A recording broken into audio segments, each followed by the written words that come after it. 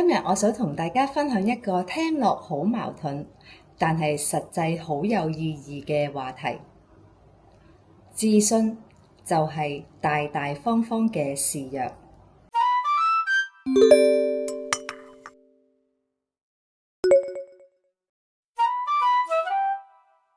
Hello， 大家好，我係阿 V。喺我哋成長嘅過程中，不斷都聽到有人講要自信啲啊，俾多啲信心。但係乜嘢係真正嘅自信呢？係自我包裝，係掩飾弱點，定係永遠以最好嘅狀態示人呢？今日想同大家分享一個截然不同嘅觀點。真正嘅自信其實係大大方方接受自己嘅不完美，甚至係敢於示弱。好多時我哋以為自信咧係需要將自己所有嘅缺點隱藏起嚟，只係展示完美嘅一面。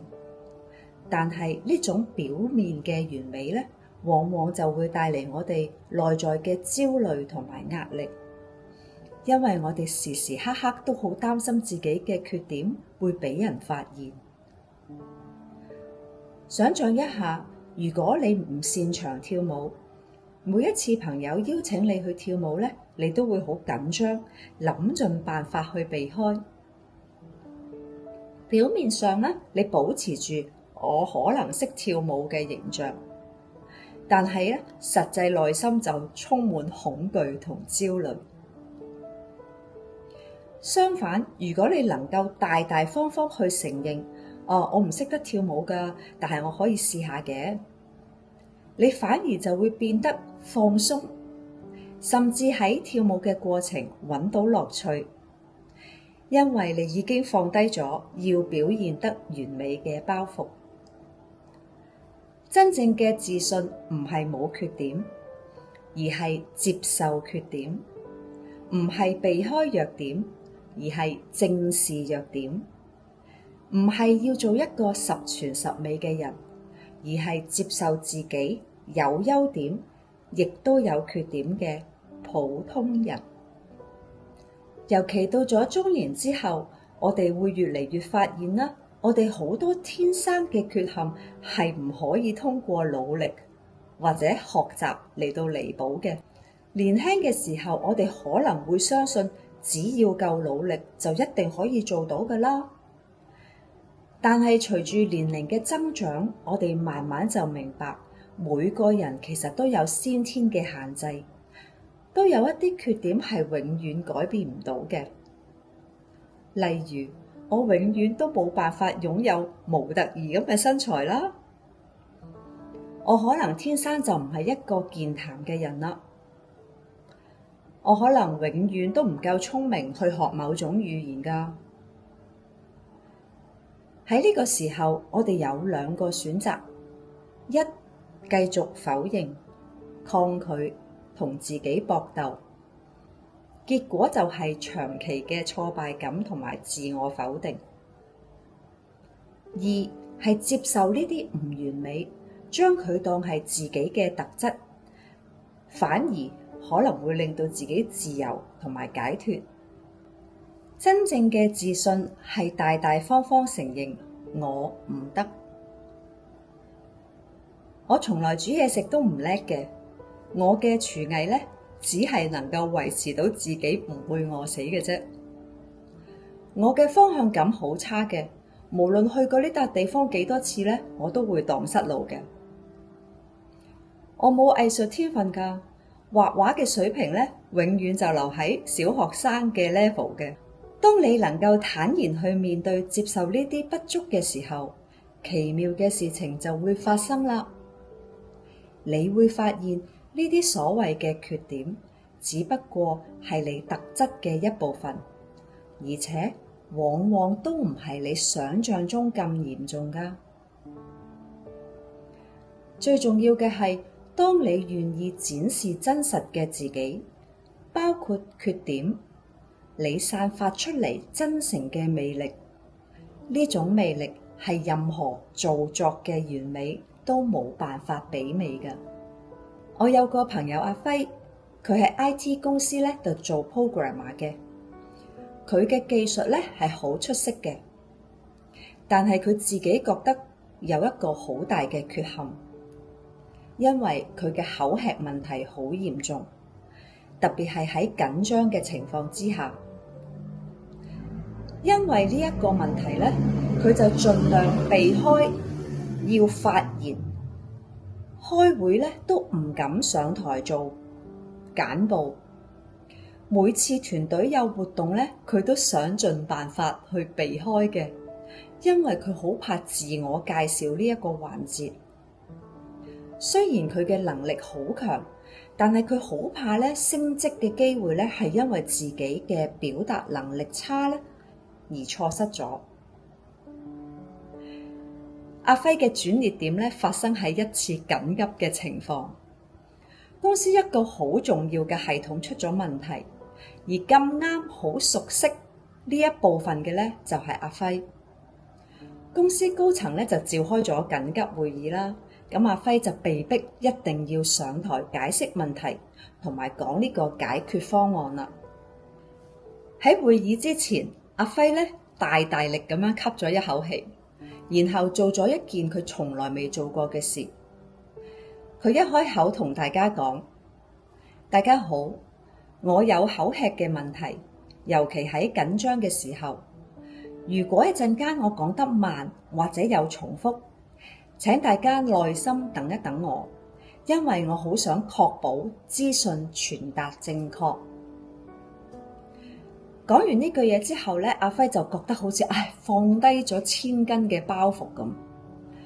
佢開始喺度解釋呢個技術問題啦。雖然仲有口吃，但係咧，因為佢唔再需要隱藏呢一個缺陷，反而好專注喺內容上面。佢嘅解釋好清晰、專業，最後幫到公司解決咗問題。會議之後咧，出乎阿輝嘅意料之外咧，幾個高層都讚佢好專業嘅表現，仲有同事讚佢坦誠，令人尊敬。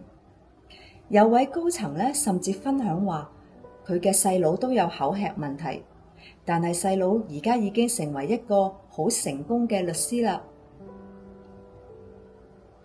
呢次嘅經歷改變咗阿輝，佢開始唔再迴避表達嘅機會，而且咧坦然去面對自己嘅口吃問題，甚至主動去分享會，坦白自己嘅不足，但係同時咧亦都展示自己嘅專業知識。慢慢咁，阿輝發現咧，大家都好尊重佢嘅真誠態度，反而更加專注去聽佢講嘅內容。佢嘅口吃問題冇因為坦白而消失咗嘅，但係佢接納咗自己呢一個問題咧，反而變得更自信，喺工作嘅表現更加出色。喺呢件事半年之後咧，阿輝就升咗職。佢嘅上司話，之所以選擇阿輝，唔單止係因為佢嘅能力，更加係因為佢展示咗真誠同埋自信。即使面對自己嘅不足，都能夠維持、堅持貢獻自己嘅專業知識。而家嘅阿輝雖然仲有口吃嘅，但係佢已經唔再視之為羞恥嘅事啦，而係佢自己嘅一部分。阿輝同我講：我以前覺得自信係冇缺點，而家我明白咗，真正嘅自信係接受自己嘅缺點，然後照樣活出精彩。阿輝嘅故事話俾我哋聽，當我哋能夠大大方方去承認自己嘅不足，唔再將精力浪費喺隱藏或者掩飾上面，我哋反而可以將專注力發揮喺自己嘅優勢上面，創造更大嘅價值，同時贏得其他人真正嘅尊重。當你敢於大大方方去將自己嘅缺點講出嚟嘅時候，你會發現佢只係你嘅特點之一，係屬於你嘅一部分。好多時候我哋某啲特質標籤為缺點，係因為我哋將自己同其他人比較，或者因為社會灌輸咗某一啲標準俾我哋。但係事實上，好多所謂嘅缺點放喺唔同嘅情景之下就係優點。例如所謂嘅內向，可能就係意味住你有更深思考嘅能力。所謂嘅固執，可能就係意味住你有堅持原則嘅呢個品格。所謂嘅慢熱，就係意味住你更加忠誠可靠。當你接受咗自己嘅缺點之後，你就唔再需要內耗你自己，唔再係喺內耗嘅狀態，糾結喺點樣提升啦，或者改變自己啦，或者去掩飾呢啲不足。相反，你可以將自己嘅精力集中喺自己嘅優勢上面。每個人都有自己嘅才能同埋強項。當你唔再執着於改變自己嘅弱點，而係專注於發揮自己嘅優勢，你嘅光芒就會更加耀眼。當你開始接納自己嘅全部，包括缺點同埋不完美，一種咁深層嘅自信呢，就會慢慢入你嘅心底，然後呢，發揮喺你嘅面上面，融入喺你嘅氣質入邊。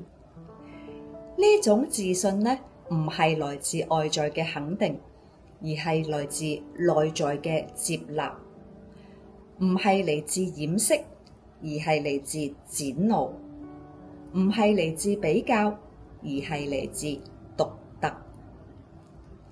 呢種自信反映你嘅行為舉止、言語談吐，甚至喺你同人相處嘅方式上面，你會比以前更加自在，更加真誠，更加有魅力。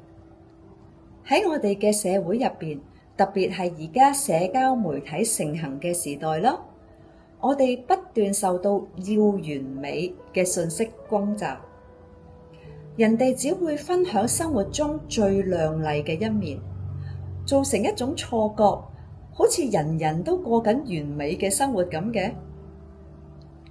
但係實際上，每個人都有自己嘅掙扎同自己嘅不足。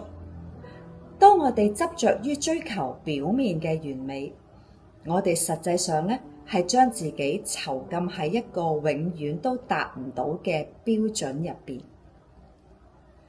相反，如果我哋能夠勇於去接受自己嘅不完美，並且大大方方咁樣表現出嚟，我哋唔單止釋放咗自己，仲可以鼓勵身邊嘅人更加真實去面對自己。想要實踐大大方方去示弱，以下有幾個實用嘅建議：寫一張不擅長清單，用啲時間寫低你覺得自己唔擅長或者不足嘅地方，唔好有批判，只係客觀咁樣記錄。然後問自己，呢啲特質係咪真係缺點啊？定係我哋嘅一部分呢？佢係真係需要改變呢？定係可以接受呢？練習公開討論你嘅弱點。下次當有人問點解你唔去做呢件事，或者唔去某個活動，唔好再揾藉口啦。坦白承認，我唔擅長呢方面。你會發現，大部分人反而因為你嘅真誠而欣賞你。轉變思維嘅方式，當你發現自己諗我應該要嘅時候，停一停，問自己呢一個應該係發自內心嘅渴望，定係外界嘅期望？如果係後者，我哋會唔會考慮放低呢一個期望呢？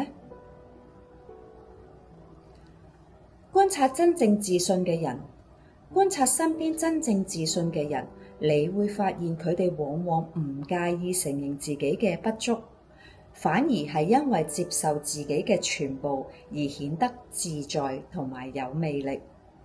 最美麗嘅自信往往係源自於經歷咗好多嘅懷疑啦、掙扎啦、自卑感之後，然後接納自己。當你能夠大大方方接受到自己嘅全部，包括你嘅天賦同限制，你嘅優點同缺點，呢個時候你就擁有真正嘅自信啦。呢個自信唔需要外在嘅裝飾，因為你嘅真實已經足夠閃耀。好啦，今日我嘅分享就到呢度啦，希望能夠俾到大家一啲啟發。當我哋有勇氣去做真實嘅自己，生活自然就會變得更加輕鬆，更有意義。多謝你哋嘅收睇，我哋下次再見啦，拜拜。